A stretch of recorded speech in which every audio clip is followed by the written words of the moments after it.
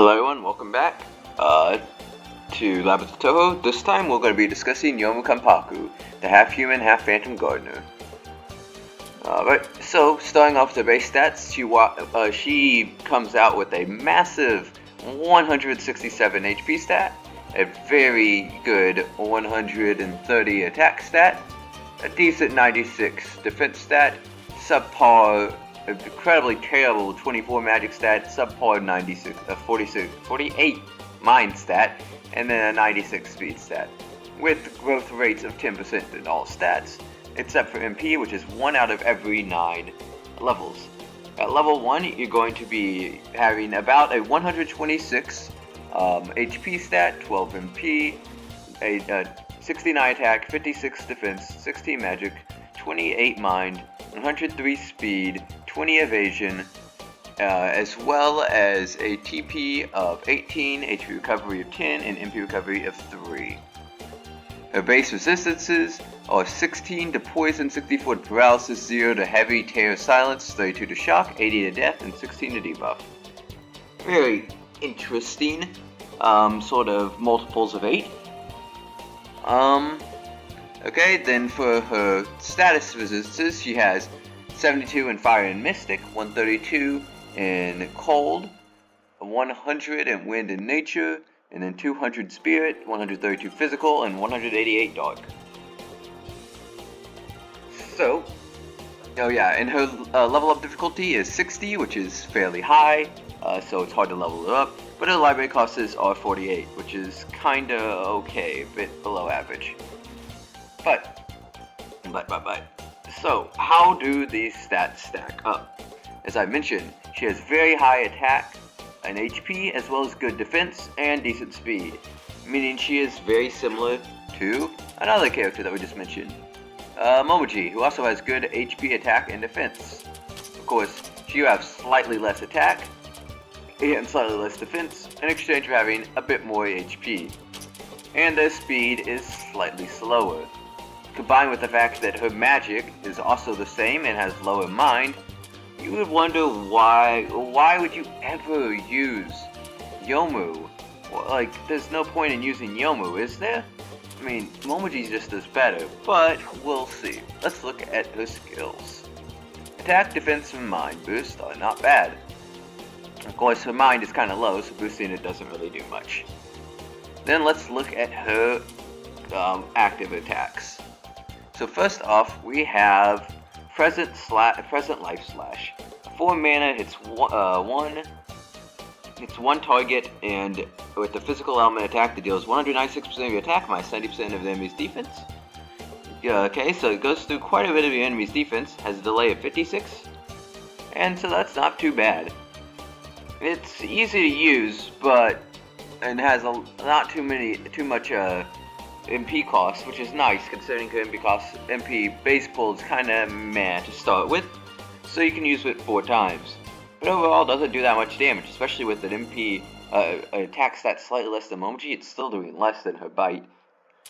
And just like her bite, it takes up exactly 1/3 of your mana pool. Next up, we have Slash of Eternity. It's 1 enemy, but this one costs 10. It's also physical, but it does 252% of your attack, minus 70% of the enemy's defense, and has an 18% delay.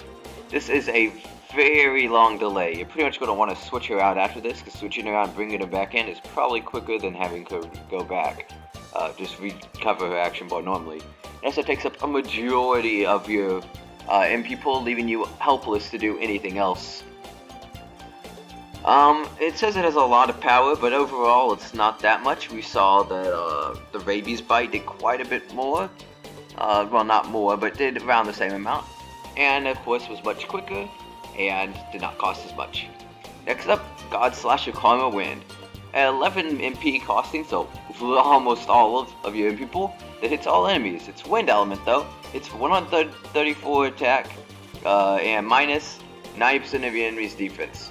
So, just a slightly stronger Expelliarmus cannon that takes up a bit more percentage of your MP pool and has less delay with 56. So yeah, it's not too great, but it's okay. It's good for clearing out if you just want to clear out a single battle in a single slice. This does quite a bit of damage to all enemies. But like I said, this requires a lot of MP, so we're not gonna be using it more than once. And then lastly, we have Slasher Clean 6 Senses. It takes 9 MP, so again, you won't be able to do anything after this unless you raise your MP pool. It hits for nature, it hits all enemies with the nature type element for 200% of your attack minus 1% of your enemy's defense, and has 40% delay. So it has high delay, and it doesn't pierce any defense at all, making it kinda meh. So again, why use her? Her active skills aren't great, despite having some decent variety. Let's look at this. We have Motivated Horde and Hands-on Experience, like normal. And then we'll skip past that one, and let's start from the bottom actually, just cause we'll start from the top, fine. Because all of these are so good, I can't just like skip over a good one and go back and reveal how good it is. This was 10% of the match XP. Yeah, you wanna know why she has such high max XP? So she can make stupidly good use of this. You know what the best thing about a tank is? Having built-in regeneration. You know why she's better than Momoji? She has built-in regeneration. Regeneration is brokenly powerful. It is one of the best things in the entire game. And having regeneration ability on someone with as high a base HP stat as Youmu is a godsend. Damage against ghost enemies, this is almost irrelevant, but it's somewhat used. Your attack and magic debuff is calculated as a buff, but as we've seen, she has rather subpar attacking moves, and a attack stat that could be better. Mental concentration increases MP recovered used by up to skill level times 4, times 1, so that's up to 4. So it's actually not bad if you want to use it as an attacker. You can use this to make up for really high MP costs and low MP pool. And it works well with this. Mieko Shishu. Ah man, I'm bad at Japanese. Upon the user's turn, if MP is full, all stats are increased by either 6% or 12%. And then Desperation. If your HP is less than 20 plus skill level times 20, all stats increase by 25%. So this is either 40% or 60%. Then you get 25% HP boost.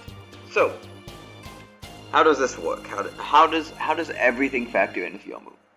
So first off, she gets massive stat boost. Desperation is great. Even with, because you're gonna want to use her as a, like, right on the left hand side always. She wants to take hits. She takes hits, she gets desperation boost.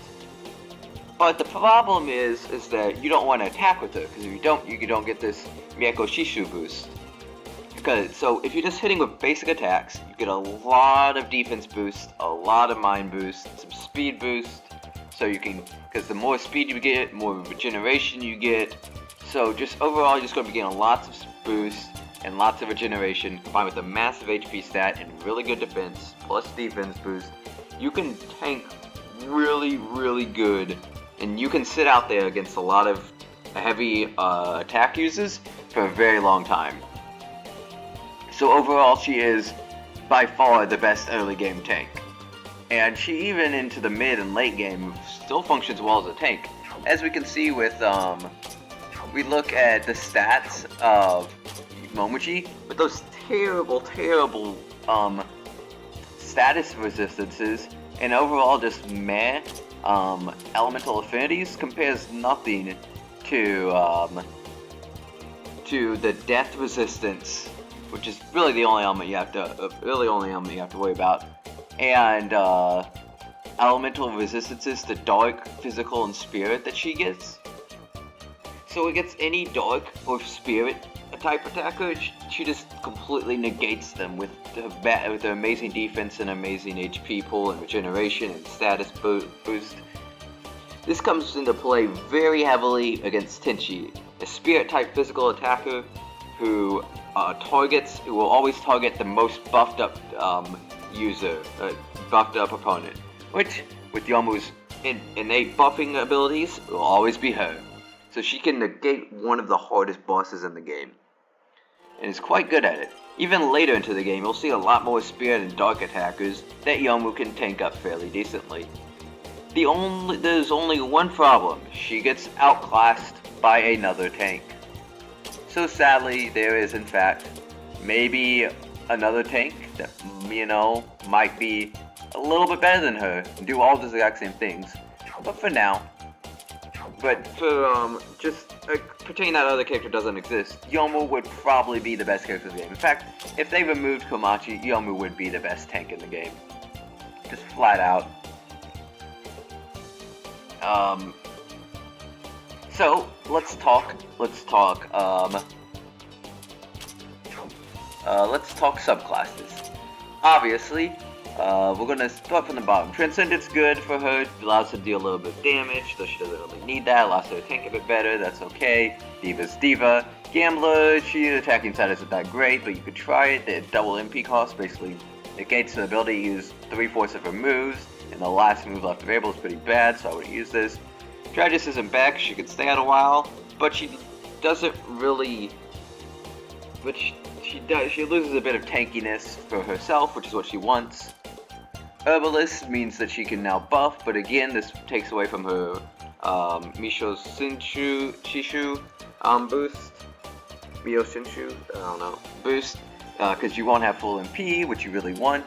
Magician allows her to, makes up for a bad mana pool, but again, it takes away from her actually getting any actual stats on it, so she loses to most other characters because her stats are just bad without having to compared to another character with an attacking subclass and her with Magician, she just doesn't stand up. She has no stats ailments, no debuffs, no buffs, and no healing spells. Her magic is absolutely abysmal, though Warrior might not be bad, especially early game if you need to deal damage. She's not that bad of a damage dealer, as I mentioned she had decent attack, just not as good as Momochi. Monk gives you a little bit of a boost, especially those stat ups will help her with also her other stat ups. However, remember, buffs do have diminishing returns, so the more you buff, the less you're getting out of them because they decrease faster. So overall, you're just going to want her to use her Guardian. This allows her to be a dedicated tank, which reduces the amount of damage that she's taking, and just overall, if you look at it, increases HP, which is just better for, her getting more regeneration, 6% regeneration. Of course, she gets a defense buff to increase her already good defense, and gets reduced damage for both frontline guard and absolute defensive line. So overall, if I had to look at Youmu and compare to all the other characters that we discussed so far, we have an S tier in Reimu, an A tier in Kaine, a B tier in Momochi, a C tier in Marissa, and then an F tier in Ryosuke. How would I place Youmu? Well, honestly, I'm kind of regretting not putting Momochi in C tier and not putting Kaine in S tier, but I kind of think that this is one of the better C tiers, and so it should be like a low B tier, whereas this is one of the better A tiers, and maybe should be like a low S tier. I don't know. It's hard to put those two, but I think Youmu kind of falls in the middle of these two, between Momochi and Kaine. So she's definitely not that great as an A tier, but she's a lot better than most B tiers. I don't know, this is really hard. Should I? I'm gonna put her in A tier for now, just because of how good she is against Tenchi specifically. And especially early game, she's still really good. Like I mentioned, she gets completely outclassed, but if not for that, she would be very great. Overall, Youmu is nothing to overlook, but she just has that one flaw, as I mentioned, of having a character completely superior to her, which we will get to later.